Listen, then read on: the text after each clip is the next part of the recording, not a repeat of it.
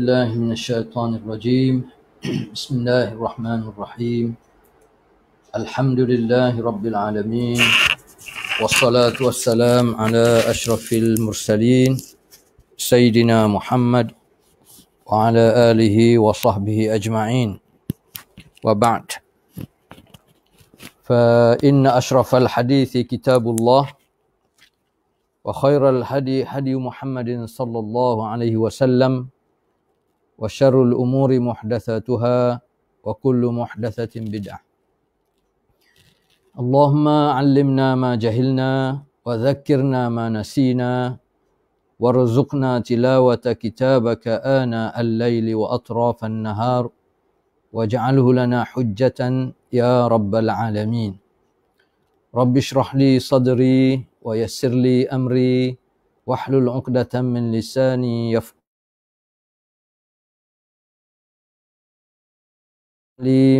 علمنا من علمك ما ترضى به عنا، ولا تؤاخذنا بما تعلمه منا. يا حليم خلقنا بخلق الحلم، وحققنا بحقائق العلم. سبحانك لا علم لنا إلا ما علمتنا، إنك أنت العليم الحكيم. Alhamdulillah, sekali lagi kita banyak-banyak bersyukur kepada Allah Subhanahu Wa Taala kerana dengan inayah dan rahmat daripada Allah, anugerah kehidupan ini, maka kita masih lagi dapat merasai nikmat sementara hidup di atas muka bumi Allah ini. Dan bagi yang faham, mereka akan berusaha sedaya upaya untuk menyiapkan bekalan untuk berdepan dengan Allah.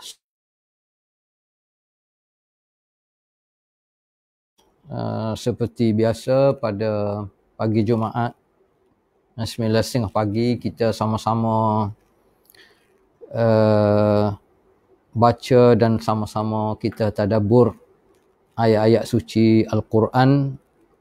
Dan kuliah ini kita berpandu kepada pentafsiran yang telah ditafsirkan oleh almarhum ayah Datuk Guru.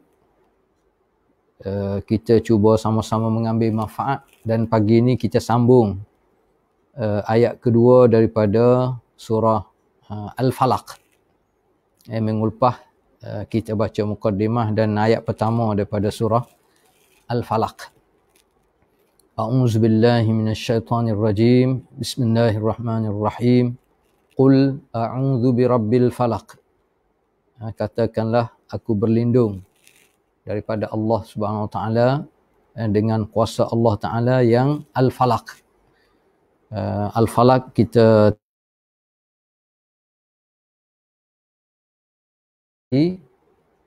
ataupun Al-Falaq, dia memberi makna yang memecahkan butir-butir dan biji-biji, pokok-pokok, tumbuh-tumbuhan sehingga dapat menghasilkan makanan untuk kita manusia dan seluruh makhluk Allah Subhanahu Wa Taala. Ayat kedua, min syarri ma khalaq.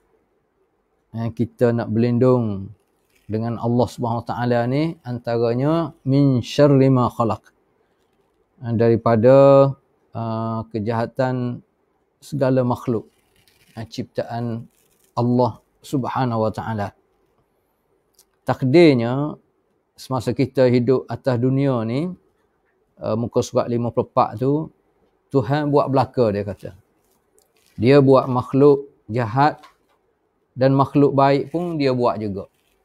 Macam contohnya di sini dia bagi contoh, tak suka kepada pacak, kita tak suka pada lalat, kita tak suka pada ular kerana dia ada racun. Itu boleh kita kategori hak yang ada kejahatan yang boleh beri mudarat kepada kehidupan kita. Hak benda baik pun Allah Ta'ala juga yang buat. Termasuk contohnya macam buah-buahan, buah durian, buah serta, buah duku, buah apple, semua sekali tu. Jadi sebanyak mana benda yang molek dan benda yang huduh jahat, Tuhanlah yang buatnya.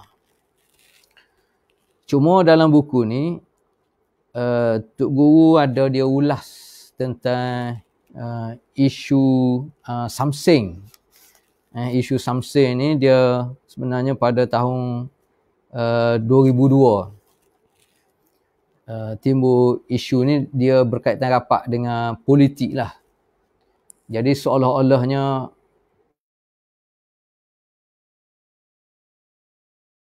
tahu kemampuan dia menguasai bahasa Arab, kemampuan dia menghuraikan makna ayat-ayat Al-Quran.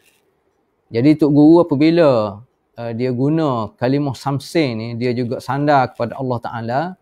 Sebenarnya dia berkait dengan Tok Guru kata, kadang-kadang kita nak terjemah satu-satu kalimah ni, selagi mana dia tidak lari daripada makna asas, dan cara kita nak terjemah termasuk ayat-ayat suci Al-Quran ni supaya orang mudah faham.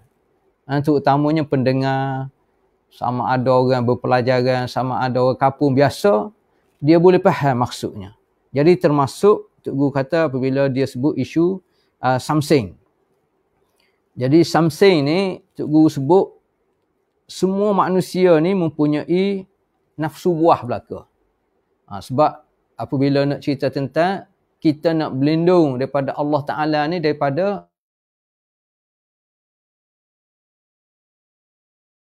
makhluk ni dia merangkumi keseluruhan. Sama ada daripada binatang, sama ada daripada wabak contohnya sekarang ni, daripada corona, penyakit-penyakit yang berat, itu kejahatan-kejahatan kita kata. Termasuk juga kejahatan yang ada dalam manusia, dalam perangai manusia. Antaranya perangai manusia ni nafsu buah lah. Maknanya tak boleh nak ikut perintah Allah Ta'ala. Dia lebih ikut hawa nafsu dia, jadi dia terikut dengan kehendak syaitan. Jadi nafsu buah ni, macam mana Islam nak kontrol supaya manusia ni dia boleh ejah, dia boleh urus nafsu dia ni mengikut kehendak Al-Quran. Jadi Tok Guru kata antaranya cara nak ejah, nak urus kepuasan nafsu manusia ni adalah adanya kita panggil hari kiamat.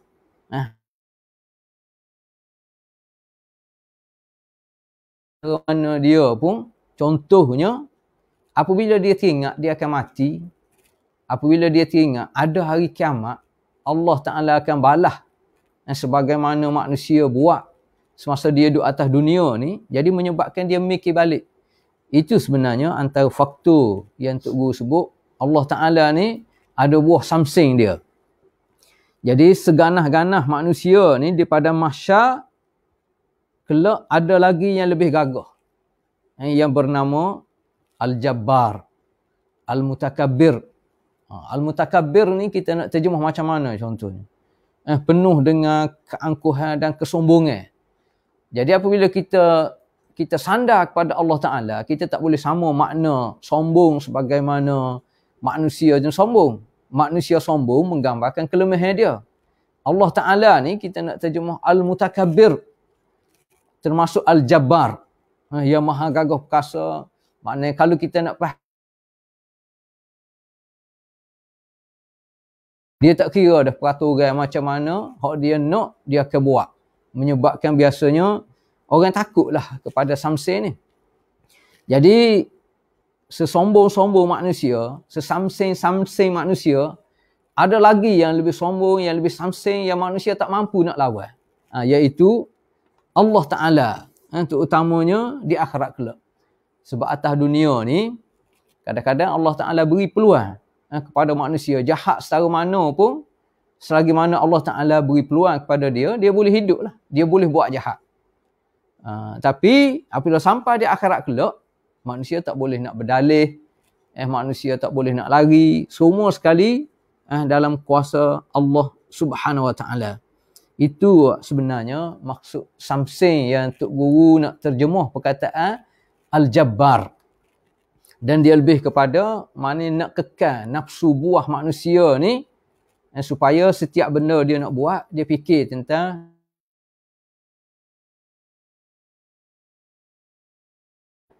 pembalasan dia akan terima sama ada syurga ataupun neraka daripada Allah Subhanahu Wa Taala.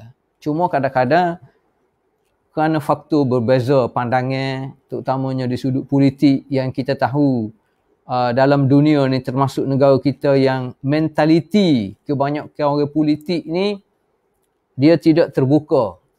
Mentaliti dia, pendapat dia je yang betul dan pendapat kumpulan dia lah. Ya betul. Semua pendapat orang lain semua salah belaka. Semua pendapat kumpulan lain semua salah belaka. Walaupun kumpulan lain yang berlawanan dengan dia buat benda molek pun, dia akan ejah juga cari supaya nak menidakkan kebaikan yang dibuat oleh kumpulan lain. Itu mentaliti ahli-ahli politik kebanyakan lah. Tapi sekarang ni kita rasa dah semakin matang lah kita panggil.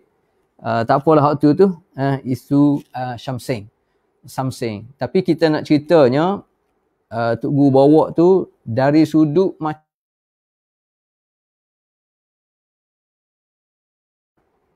jadi kalau kita terjemuh biasa macam kita kata qul a'udzu birabbil falaq. Aku berlindung dengan Allah Taala yang al-falaq, yang mendatangkan waktu pagi. Kalau sekadar macam tu juga kita akan rasa benda biasalah waktu pagi. Maknanya selepas gelap cerah, lepas cerah gelap. Tapi kalau kita hurai besarnya peranan Allah Ta'ala ni sehingga kita boleh minta berlindung sepenuh daripada segala kejahatan yang hidup yang ada atas dunia ni. Kita nak berlindung dengan siapa dia? Dengan Allah Ta'ala. Siapa dia Allah Ta'ala? Antaranya Allah Ta'ala ni sifat dia Al-Falaq. Bukan senang sebenarnya kalau kita fikir macam mana nak mendatangkan cahaya ni daripada kegelapan malam. Gelap yang kelam, yang gelap gelita, tiba-tiba nak datangkan cahaya. Bukan senang. Ataupun kita terjemah Al-Falaq adalah kuasa memecahkan. Jadi nak dia kena ada butir dan dia melalui proses yang mana kalau kita perhati betul-betul orang yang kaji terutamanya bahagian pertanian, dia tahulah. Bukan senang nak pecah satu-satu butir, nak mengeluarkan benih.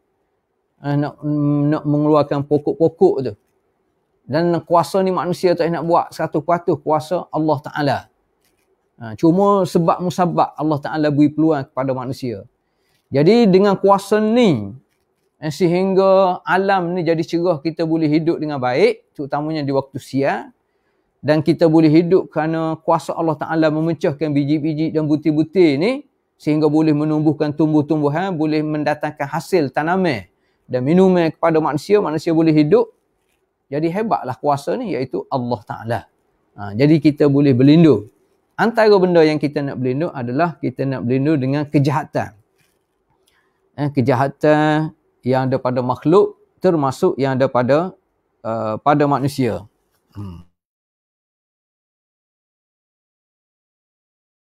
Muka surat 56. Dia kata kalau kita nak persoal Allah Ta'ala, macam mana kita nak persoal sebab apa Allah Ta'ala buat jahat? Patutnya buat baik saja.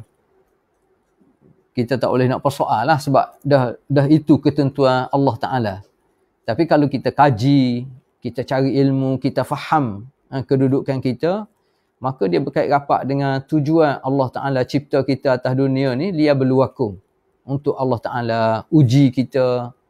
Jadi ujian ni sama ada benda molek dan benda hak tak molek. Benda hak kita suka dan benda hak kita tidak suka. Apa pun muka surat 56 tu, Tok Guru kata, kita kena minta sokma dengan Allah Ta'ala. Minta berlindung. Sebab itulah sebagaimana kita baca sebelum ni, termasuk setiap kali kita nak tidur. Maknanya kita doa. Kita japi pada Allah Ta'ala. Baca qul a'udzu birabbin nas setiap kali kita nak tidur. Ini salah satu cara kita minta dengan Allah Ta'ala. Di samping kita minta, kita juga kena ikhtiar. Di samping kita ikhtiar, kita kena berdoa. Itu penting bagi kita orang Islam tu diajar macam tu. Macam contohnya dalam buku ni dia sebut kita nak makan contohnya. Kadang-kadang orang tak minta dengan Allah Ta'ala, dia boleh makan. Orang yang kufur kepada Allah Ta'ala, dia usaha, dia ikhtiar, dia boleh makan. Tapi dia tak minta dengan Allah Ta'ala. Ataupun orang asli, duduk di lodging, di Kelantan lah, di lodging ni, di Kelantan, isu banjir di lodging ni. Maknanya orang asli yang tidak beriman kepada Allah Ta'ala lah. Mana orang yang kufur kepada Allah Ta'ala, mana pernah dia minta dengan Allah Ta'ala. Tapi dia boleh makan. Kalau kita duduk dalam satu kampung, satu taman, ada ataupun di kampung kau ada pokok-pokok yang maknanya kita tahu tuan tanah tu bagi je. Buah jambu ke buah-buah biasa kan. Kalau kita tak perlu minta dengan dia kata dia izin lah. Tapi kita ni adab kita ni, walaupun kita tahu kalau kita ambil pun dia tak marah, tapi adab kita ni kita minta dengan dia. Begitu juga kita dengan Allah Ta'ala lah. Sebagaimana orang yang tidak beriman, tidak bersyukur kepada Allah Ta'ala, tetap dia boleh makan. Tapi kita ni sebagai tanda orang Islam, orang mukmin, hamba Allah Ta'ala, kita berikhtiar, kita juga berdoa kepada Allah Ta'ala supaya benda-benda hak molek ni kena kepada kita, dan benda hak tak molek ni Allah Ta'ala jauhi. Itu antara maksud min syarri ma khalaq. Jadi min syarri,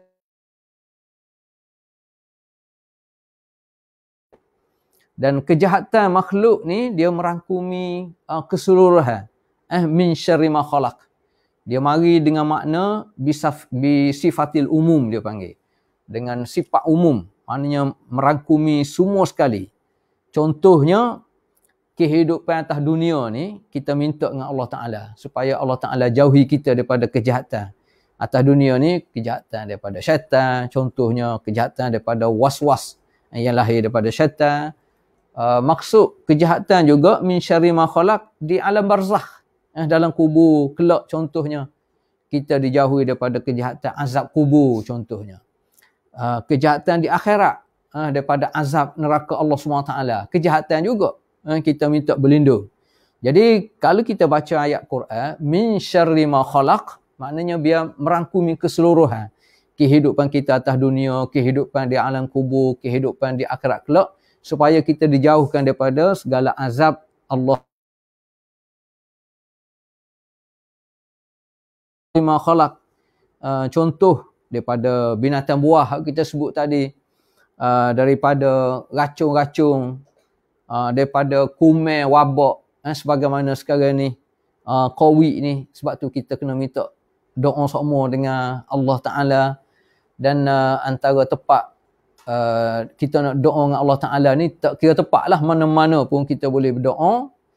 Di rumah kita, dan antara tempat hak molek sekali juga di masjid lah. Masjid ni tempat, antara tempat yang suci. Di masjid lah kita tahu tempat kita nak mendapat cahaya hidayah daripada Allah Ta'ala, untuk mendapatkan ketenangan, untuk menghilangkan stres, untuk nak cari semangat baru ke di masjid. Sebab itulah pentingnya masjid ni. Sebab itulah kalau kita perhati hati-hati manusia ni, kalau lama sangat tidak berurusan dengan masjid, dia jadi kerah. Dia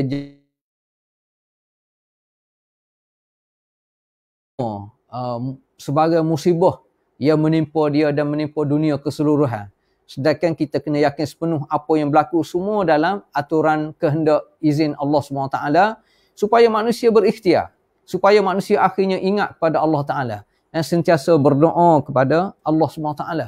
Jadi sebab itulah antara doa yang kita kena baca sama, seperti mana dia yang diajar, Allahumma inni a'udzubika minal barasi wal junun wal juzam wa min sayyi'il asqam. Daripada wabak-wabak, penyakit-penyakit yang berat-berat. Penyakit kusta ke, penyakit bala ke, penyakit-penyakit kronik lah, semua sekali. Termasuk wabak COVID ini, termasuk juga apabila kita baca Qul a'udzu birabbil falaq min syarri ma khalaq. Daripada segala wabak, kuman dan juga daripada manusia-manusia hok perangai huduh, hok perangai jahat. Hok ni pun masuk juga. Min syarri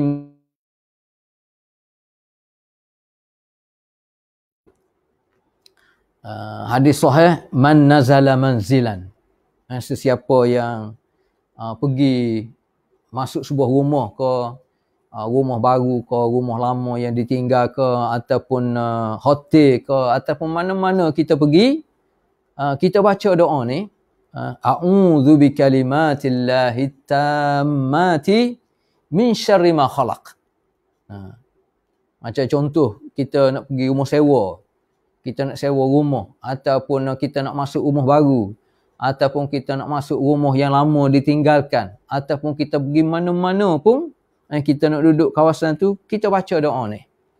Nabi kata, siapa dia yang pergi satu tempat dan dia baca doa ni, a'udzu bikalimatillahi tammati min syarri ma khalaq lam yadurruhu syai'un hatta yartahila min manzilihi dzalika.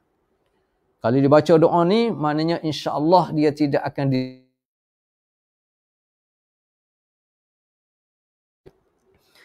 a'udzu bikalimatillahi tammat. A'udzu maknanya aku berlindung. Bikalimatillahi tammat, dengan kalimah ayat-ayat Allah yang at-tammat, yang sempurna. Bikalimatillahi tammat ni maknanya kalimah Allah. Kita nak sebut apa? Contohnya kita a'udzubillah. Itu antara makna kalimah at-tammat, kalimah yang sempurna. Kita baca a'udzu birabbil falaq min syarri ma khalaq, itu antara makna bikalimatillahi tammat. Mana kalimah-kalimah ni yang menggambarkan kesempurnaan yang kita akan perolehi, an-nafi'at, asy-syafiat, yang boleh memberi manfaat, yang boleh memberi penyembuhan daripada Allah Subhanahu wa ta'ala. Ataupun al-kalimat, kalimat at-tammat ni adalah asma'ullah al-husna, nama-nama Allah Ta'ala. Ataupun maksud kalimat at-tammat, asasnya kita guna ayat-ayat Al-Quran.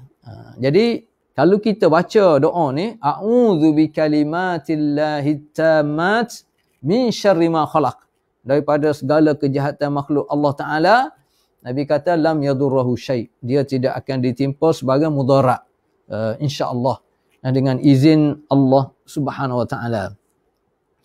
Begitu juga ada hadis yang mengatakan Nabi SAW dia pernah berdoa kepada cucu dia asal dengan Husain, a'udzu bikalimatillahi tammah min kulli syaitanin wa hammah wa min kulli ainin lammah.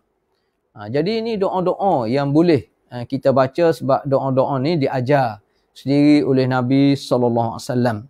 A'udzu bikalimatillahi tammah, aku berlindung dengan Allah, dengan kalimah Allah yang sempurna. Apa yang kita nak berlindung? Min syaitan, min kulli syaitan. Wahammah ni sebahagian ulama terjemah, maknanya makhluk yang mempunyai racun, racun yang bisa. Wa min kulli ainin lammah, dan daripada kejahatan mata, dia berkait dengan sihir-sihir lah. Kita juga minta berlindung daripada Allah Subhanahu wa ta'ala. Jadi semua kejahatan, di mana saja kita duduk, tempat mana, masa mana, semua kita berurusan dengan Allah Subhanahu wa ta'ala. Jadi daripada hadis ni, doa-doa ni nak menggambarkan kepada kita perlunya kita ni bergantung sepenuh, kita panggil 100% kepada Allah Subhanahu wa ta'ala. Kita nak berlindung daripada segala sebahagian kejahatan ni. Dan tak boleh sekali-kali kita nak berlindung kejahatan ni daripada makhluk. Sebagaimana kalau tutup arak zaman dulu, arak jahiliah, sekarang ni pun masih ada lagi. Kalau dia nak masuk rumah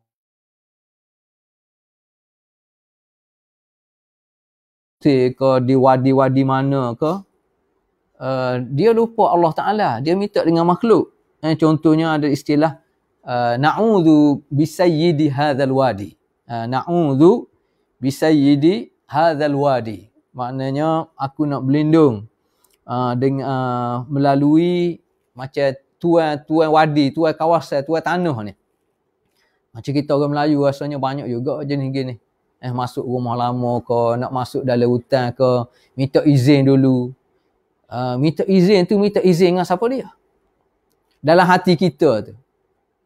Kalau nak minta izin Allah Ta'ala, kita sebut doa ni. A'udzu bikalimatillahi tammat min syarri ma khalaq. Nak masuk rumah ke, nak masuk hutan ke. Kalau kita niat minta izin dengan tuan mana? Kalau terjemahan Arab jahiliyah ni, na'udzu, aku berlindung bisayyidi hadzal wadi, dengan tuan kawasan wadi jin. Maknanya syaitan lah. Jadi tok guru dia syaitan. Jadi kita, orang Melayu hok masuk hutan, masuk mana, minta izin nak lalu ke, minta izin nak ambil apa-apa dalam hutan tu, minta izin dengan siapa dia. Jadi dia boleh bawa kepada syirik. Sebab itulah ni kita minta berlindung sangat-sangat daripada syirik. Kerana syirik ni macam-macam mana pun Allah Ta'ala tidak angkat ampun. Dosa orang syirik pada Allah Ta'ala. Termasuk apabila kita nak berlindung daripada segala kejahatan hak kita baca ni, qul a'udzu birabbil falaq min syarri ma khalaq, daripada segala kejahatan makhluk ciptaan Allah Ta'ala ni, termasuk daripada wabak, termasuk daripada racun-racun, daripada binatang buah, termasuk daripada kejahatan manusia, termasuk daripada jin iblis, apa semua sekali yang mampu untuk menolak segala bala kejahatan ni hanya Allah SWT. Kita kena yakin sepenuh. Jadi apabila kita nak berdoa, kita berdoa dengan Allah Ta'ala.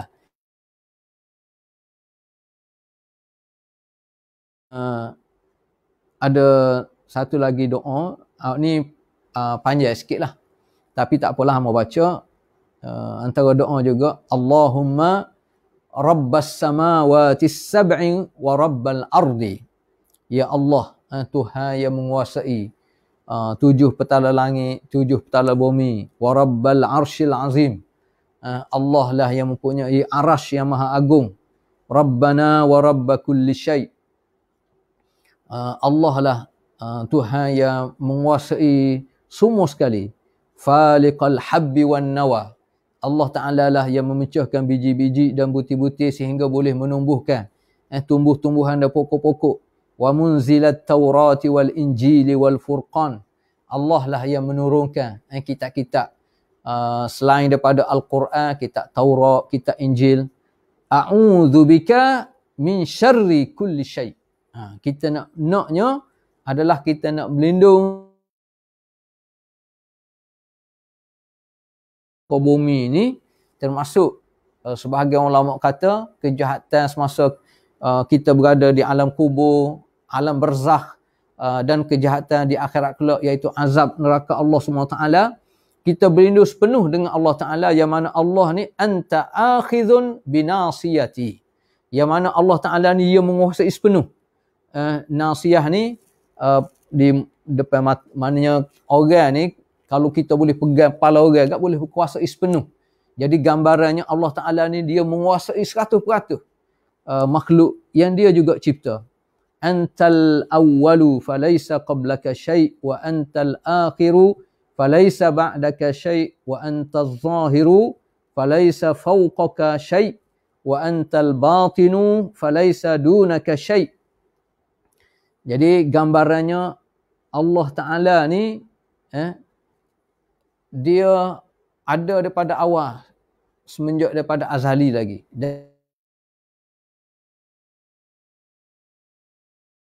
Dan Allah Ta'ala ni menguasai segala-galanya, dan dia menguasai benda yang zahir, benda yang tersembunyi. Sama ada kita panggil as-sarair, ad-dhamair, al-khabaya, al-khafaya, benda rahsia, benda yang ada dalam hati manusia, benda yang tersembunyi, benda yang terselindung, semua sekali dalam pengetahuan Allah Subhanahu Wa Taala. Jadi apa yang kita nak minta dengan Allah Ta'ala? Antaranya, iqdi anna ad-dain wa aghnina minal faqri. Ni hak biasa kita manusia nak minta lah. Jadi hak minta terbaiknya kita bukan nak minta dengan makhluk, tapi asasnya kita minta dengan Allah Ta'ala. Antaranya kita nak minta dengan Allah Ta'ala berlindung daripada segala kejahatan atas dunia, di alam kubur, di akhirat kelak. Dan kita nak minta apa yang ada dengan Allah Ta'ala kebaikan, termasuk iqdi anna ad-dain. Sama ada kita ni kalau boleh hidup kita tidak berhutang, kabulkan permintaan kita, wa aghnina minal faqri, dan jauhilah kita daripada kemiskinan, kefakiran, kesusahan yang mana mungkin kita tidak mampu nak tanggung. Itu maksud doa-doa dan kefahaman yang kita boleh faham daripada min syarri ma khalaq. Ayat seterusnya, ayat yang ketiga, wa min syarri ghasiqin idza waqab. Dan kita juga nak berlindung daripada Allah Ta'ala apabila datangnya waktu malam. Ya, waktu malam ni asasnya Allah Ta'ala buat untuk kita rehat, untuk kita tidur. Waktu siang kita tahu untuk kita untuk keluar bekerja semua sekali, malam ni untuk rehat. Tapi kadang-kadang kejahatan ni dan kita biasa tahu kejahatan ni, pengkhianatan ni berlaku di waktu malam. Jadi apabila waktu malam enggak, kalau dalam buku ni muka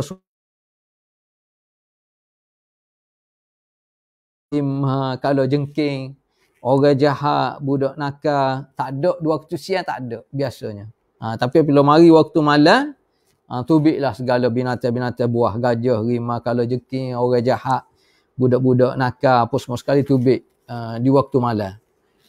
Jadi waktu malam ni orang nak curi ke, orang nak merampok ke, orang nak buat khianat ke, kepada individu ke, kepada organisasi ke, kepada sesebuah kerajaan ke, biasanya dia merancang waktu malam lah. Ini yang kita berdoanya. Jadi apabila kita berdoa, wa min syarri ghasiqin idza waqab, dan aku juga berlindung dengan Allah Ta'ala daripada kejahatan yang ada di waktu malam. Al-lail ni kita tahu malam. Ghasiqin apabila ghasiq malam apabila hilangnya merah di waktu petang. Jadi apabila hilang waktu merah petang, apabila hilangnya waktu merah, dia panggil al-ghasiq. Dah mula malam tu nak gelap gelita. Wa min syarri ghasiqin idza waqab. Apabila malam tu betul-betul malam, mana keseluruhan dunia ni seolah tak nampak kerana gelap gelita. Itu maksud. Jadi waktu malam macam ni lah ada banyak juga kejahatan. Jadi sebab itulah dalam buku ni muka surat 58 Tok Guru sebut apabila dunia ni gelap, macam-macam perkara jahat akan berlaku. Termasuklah yang kita tidak nampak dan yang kita nampak. Nabi SAW dalam sebuah hadis ada berpesan kepada umatnya, tolong jaga anak-anak kecil apabila matahari jatuh.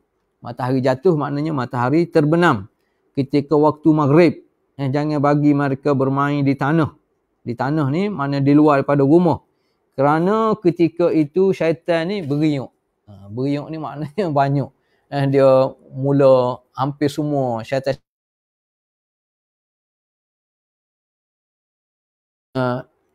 Ni dia berkait rapat dengan cara didikan lah. Kalau kita duduk nengung sore, kita duduk mikir sebab apa anak-anak kita, generasi kita sekarang ni, terutamanya anak-anak orang Islam ni, jadi berat sangat. Jadi teruk sangat. Kadang-kadang kita terlupa cara bentuk didikan. Islam ajar, Nabi ajar cara lain. Kita ajar anak-anak kita, cucu-cucu kita cara lain. Kalau kita perhati sekarang ni, anak-anak kita, zuriat-zuriat kita ni, anak cucu kita, anak-anak remaja kecil-kecil ni, waktu maghrib duduk mana kita perhati? Duduk di rumah ke, duduk di masjid ke, duduk di kedai kopi ke, duduk pada bola ke, duduk dalam panggung ke, duduk buah atas wakah ke, macam mana? Kalau kita perhati kebanyakannya, mak pok tak cara belah mana bentuk didikan. Sedangkan Islam ajar, termasuk ada hadis disebut, idza kana junhul laili, apabila tibanya waktu malam, maknanya waktu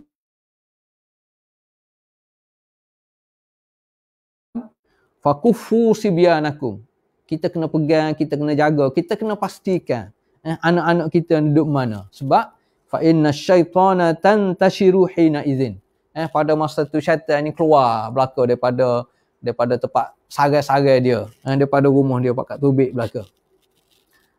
Jadi syaitan ni apabila dia keluar agak, dia boleh ganggu, boleh ganggu pemikiran, cara hidup manusia ni.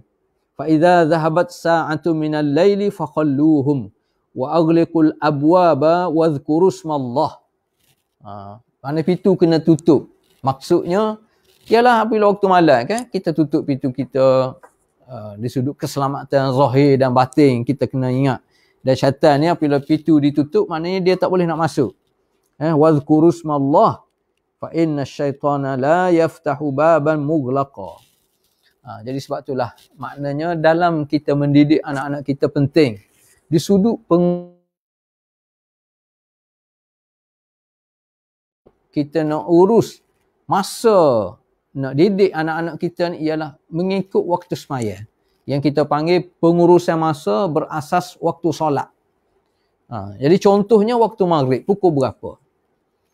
Anak ni bukan tak boleh keluar, dia keluar pergi lah nak pergi main nak apa dia, tapi pastikan kalau maghrib pukul 7.30, kita kena pastikan 7.30 anak semua ada di masjid, anak semua ada di rumah. Tidaklah 7.30 tu masih duk main bola lagi, masih duk buah lagi. Ini maksud pengurusan masa berasas waktu solat. Ini nak rayak waktu-waktu tertentu ni, waktu yang Allah Ta'ala buat secara umumnya ada masa kebaikan. Macam contohnya kalau hari Jumaat, malam Jumaat, start masuk maghrib tu gak, terlalu banyak kelebihan-kelebihan fadilat-fadilat. Masa-masa tertentu, tempat-tempat tertentu. Begitu juga apabila nak masuk waktu maghrib, sebab pertukaran antara waktu siang dengan waktu malam. Antaranya waktu maghrib. Beri ruang kepada dia, maka dia main peranan besar. Jadi kalau anak-anak kecil terutamanya masih berkeliaran di luar daripada rumah, itu yang menyebabkan anak-anak kita terdidik bukan dengan didikan agama, bukan dengan didikan Islam yang diajar oleh Islam.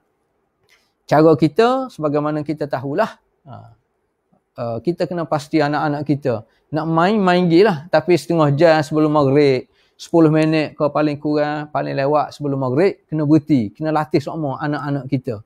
Jadi sama ada kita didik anak kita, sama ada anak-anak sekolah kita, ataupun cucu kita, ataupun orang kampung satu taman, sebuah kerajaan bagi sebuah negeri, sebuah negara, dia kena fikir isu ni.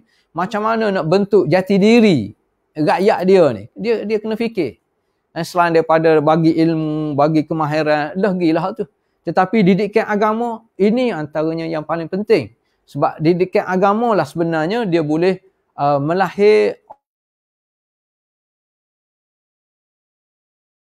orang yang ada jati diri apabila dia diberi dengan didikan agama, termasuk didikan menguruskan masa dia.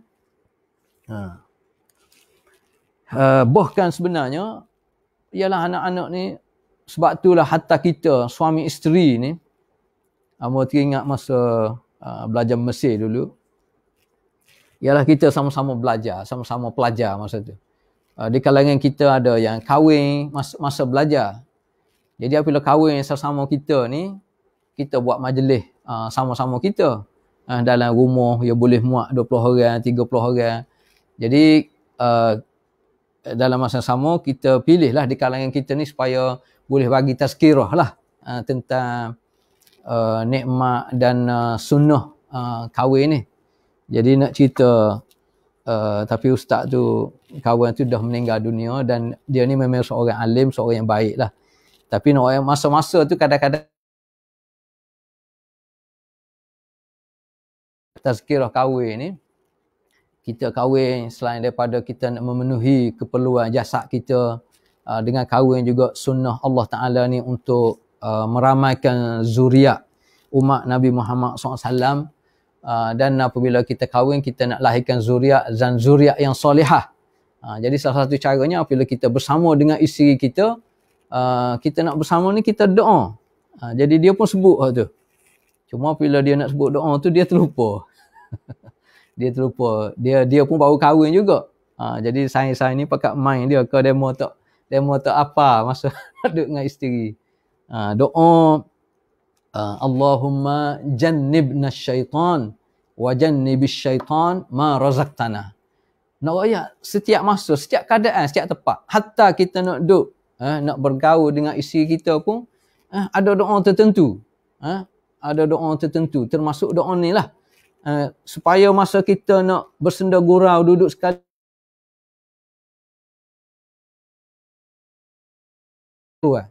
jadi cara macam mana kita berdoa, dan sehingga kalau takdir lah kita duduk sekali dengan isteri ni boleh mendatangkan zuriat ni tidak diganggu oleh syaitan semenjak daripada situ lagi.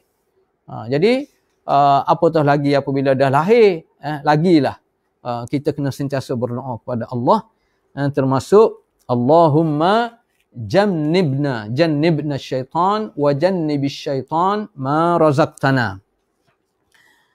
Dan begitu juga apabila kita nak masuk rumah pun kita masuk dengan nama Allah Subhanahu Wa Taala. Tidak pakai masuk kita nak makan pun ingat pada Allah Taala, selepas makan pun kita puji Allah Taala.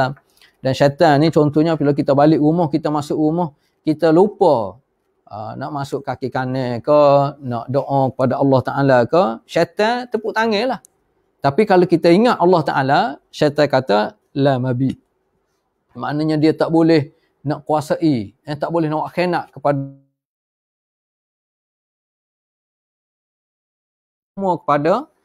Allah Ta'ala. Ini maksud, wa min syarri ghasikin idza waqab. Kita nak berlindung daripada Allah Ta'ala ni, apabila marinya, kegelapan malam.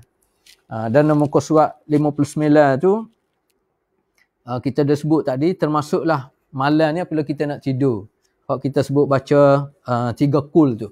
Jadi siap baca maknanya kita tuh seolah kita ludah-ludah sikit di tangan kita, kemudian kita dan kita sapu start daripada kepala sampai ke hujung kaki 3 kali. Setengah riwayat kata Nabi buat dengan 3 kul. Itu ikhtiar daripada kita supaya kita ni dijauhi daripada kejahatan makhluk Allah Subhanahu Wa Taala. Adapun Tok Guru sebut muka surat 60 tu, kalau zaman dulu tok-tok kita dulu dengan sebab ilmu mungkin payah nak dapat, tak apa-apa ramai. Jadi kadang-kadang dia duk ilmu kemudahan untuk mendapat maklumat ni agak mudah zaman teknologi ni, jadi kita kena beramal lah dia kata. Kalau rasa payah agak, semua benda payah belaka dia kata. Hatta makan pun payah dia kata. Sebab kena masak dulu, kena suap. Jadi kalau payah belaka, pas kau makan pun tak payah makan, biar mati gitu ya dia kata. Jadi hidup ni dia payah, kalau kita rasa payah sebab dia berkait dengan ujian. Tapi payah ni kalau kita buat semua, kita ikhtiar, kita berdoa pada Allah Ta'ala, benda tu akan jadi mudah lah. Itu maksud kita berdoa wa min syarri ghasikin iza waqab. Wa min syarri ghasikin iza waqab. Ayat seterusnya wa min syarrin naffatsati fil 'uqad. Wa min syarrin naffatsati fil 'uqad. Dan kita minta berlindung daripada kita panggil sihir lah. Tukang-tukang sihir ni. Ada orang perempuan. Orang perempuan ni dia suka sihir-sihir. Dan sihir-sihir ni sebenarnya wujud semenjak zaman dulu lagi. Zaman Fir'aun, zaman Nabi Musa dah ada dah. Zaman Nabi Sulaiman dulu pun dah ada dah. Jadi sebab itulah antara caranya kita juga kena berlindung daripada Allah Ta'ala. Wa min syarrin naffatsati fil 'uqad. Kita berlindung daripada hembusan. Tukang-tukang sihir ni biasa dia hembus di tempat-tempat simpulan. Jadi sama ada sihir ni benda yang hakiki ataupun benda khayalan. Sebab sebahagian ulama kata benda tu memang wujud. Ada yang kata sihir ni benda khayalan. Tapi pentingnya haram belaka lah. Haram.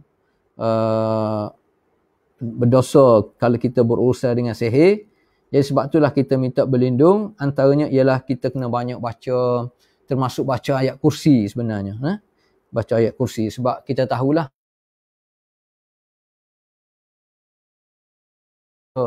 yang baca ayat kursi setiap kali lepas maya, masa kita duduk wirid tu, antara wirid kita ialah kita baca ayat kursi, maknanya tak ada balasannya ialah syurga. Dia tak boleh masuk syurga tu sebab dia tak mati lagi. Lam yamna'hu min dukhulil jannati illa al-maut. Mati dengan izin Allah Ta'ala kalau kita beramal seumur dengan baca ayat kursi setiap kali lepas maya ni, masuk syurga Allah SWT dengan izin Allah SWT. Dan Nabi SAW dia pernah tanya antara sahabat, kata silap Ubay bin Malik, mana ayat yang paling agung dalam Quran? Ialah semua ayat Quran ni hebat belaka agung semua. Di antara ayat-ayat mana ayat? Jadi Ubay ni dia beradat dengan Nabi, dia kata Allah, Nabi yang lebih tahu. Tapi apabila Nabi minta juga dia bagi tahu. Jadi bagi Ubay, dia kata ayat yang paling agung adalah ayat kursi. Allahu la ilaha illa huwal hayyul qayyum. Allahi liyahnikal ilmu ya Abul Munzir. Maknanya Nabi ni ucap tahniah lah. Maknanya Nabi doa supaya dengan ilmu ni keberkatan hidup tu lebih Allah Ta'ala terus beri kepada Ubay bin Ka'ab. Dan ayat kursi ni juga kita digalak baca sebelum tidur juga. Baca ayat kursi, baca 3 kul. Kita baca ayat kursi selepas solat. Kita jadikan dia sebagai doa ar-ruqyah. Maknanya japi, orang kampung japi. Jadi japi ni kita boleh baca ayat kursi, japi dengan bismillah, japi dengan a'udzubillah, japi dengan 3 kul. Terlalu banyak. Pada dengan hak ni dah, kalau kita beramal pun kita yakin sepenuh, maka Allah Ta'ala akan makbul doa kita. Itu maksud wa min syarrin naffatsati fil 'uqad. Kalau dalam buku ni Tok Guru cerita tentang sejarah Nabi. Ayat Quran ni ada 2-3 tempat. Macam mana fajumi as-saharatu limiqati yaumin ma'lum wa qila lin-nas hal antum mujtami'un la'allana nattabi'us saharata in kanu humul ghalibin. Jadi apabila berlaku perhimpunan antara tukar-tukar sihir dengan Nabi Musa, qalu ya Musa imma an tulqiya wa imma an nakuna nahnul mulqin. Qala alqu falamma alqaw saharu a'yunan nas wastarhabuhum wa ja'u bisihrin azim.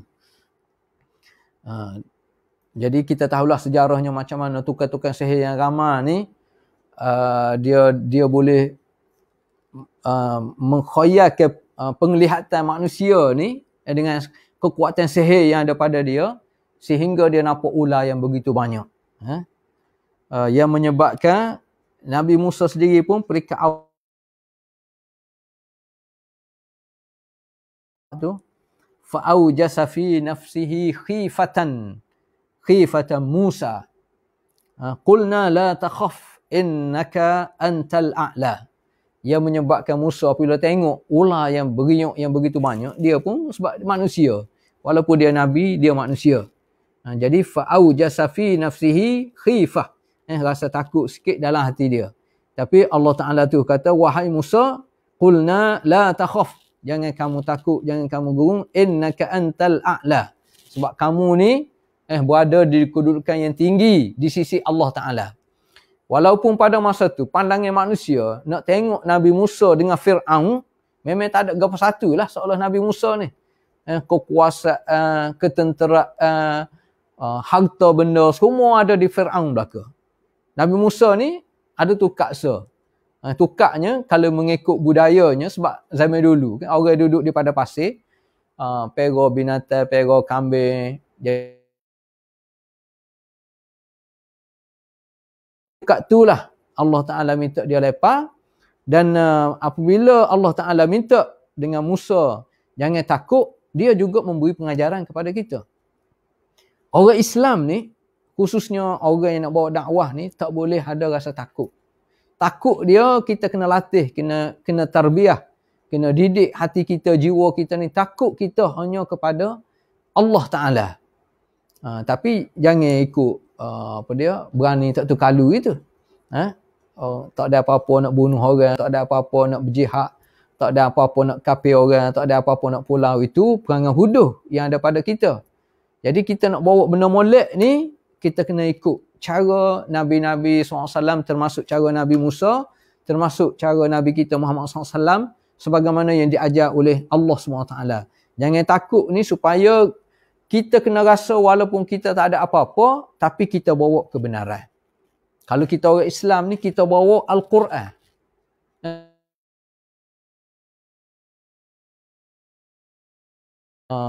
Pimpinan utama kita iaitu Nabi kita Muhammad SAW.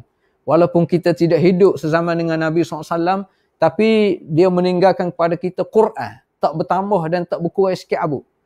Dan kita boleh tahu sejarah Nabi ni SAW daripada alif sampai ke ya. Daripada A sampai ke Z. Tak ada benda hak tinggal.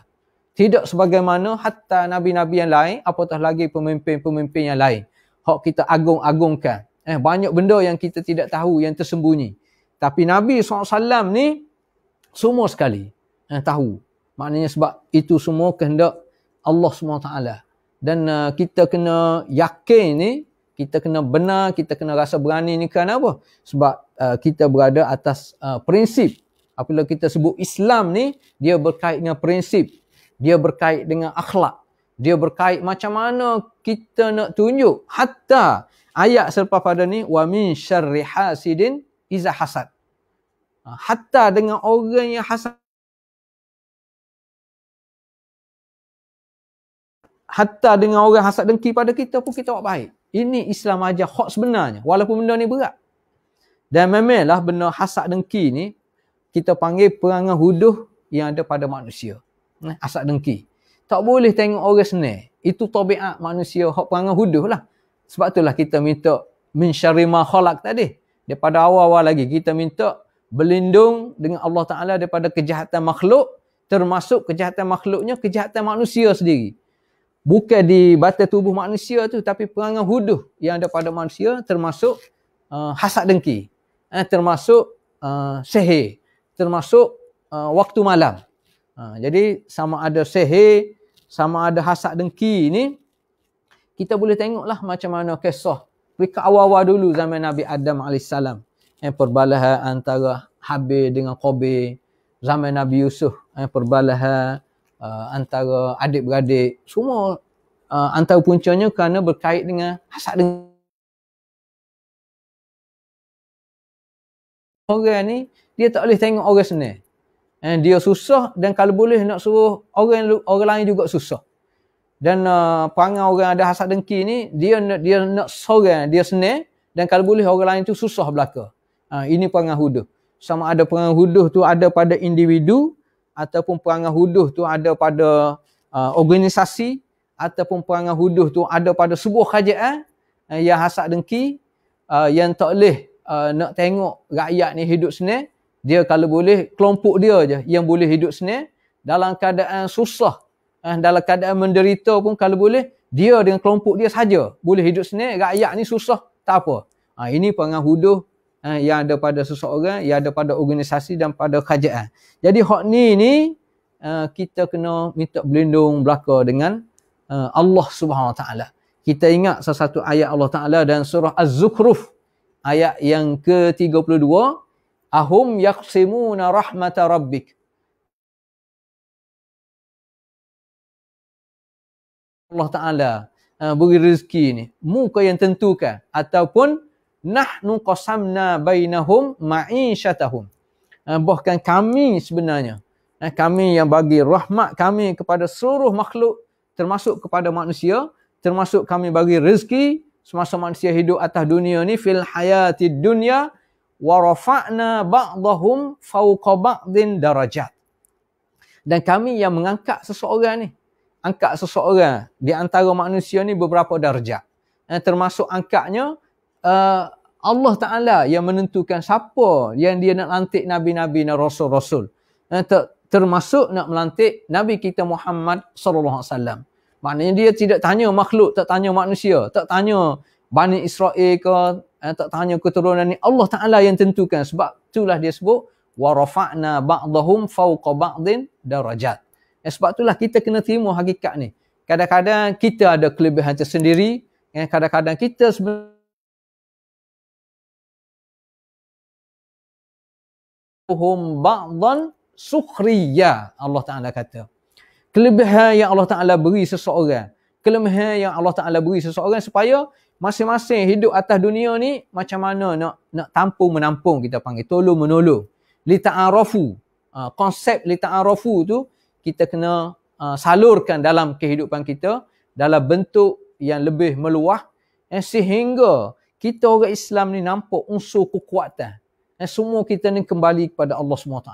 Semua kita orang Islam ni tunjuk akhlak yang baik, termasuk ucapan-ucapan yang keluar daripada kita. Walaupun kita nak takbir, kita tak setuju dengan pandangan seseorang ataupun satu-satu organisasi, tidaklah keluar daripada kita ni kata-kata yang huduh, kata-kata yang tak sepatut keluar daripada orang yang sebut kata nak bawa Islam yang mulia ini.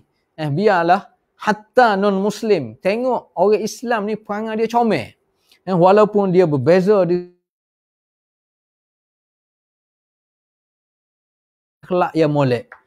Termasuklah kita nak jaga ni, kita kena sentiasa minta doa dengan Allah Ta'ala, termasuk kita berdoa kepada Allah melalui ayat-ayat Al-Quran yang kita baca. 3 qul ni, qul huwallah, qul a'udzu birabbil falaq, qul a'udzu birabbin nas.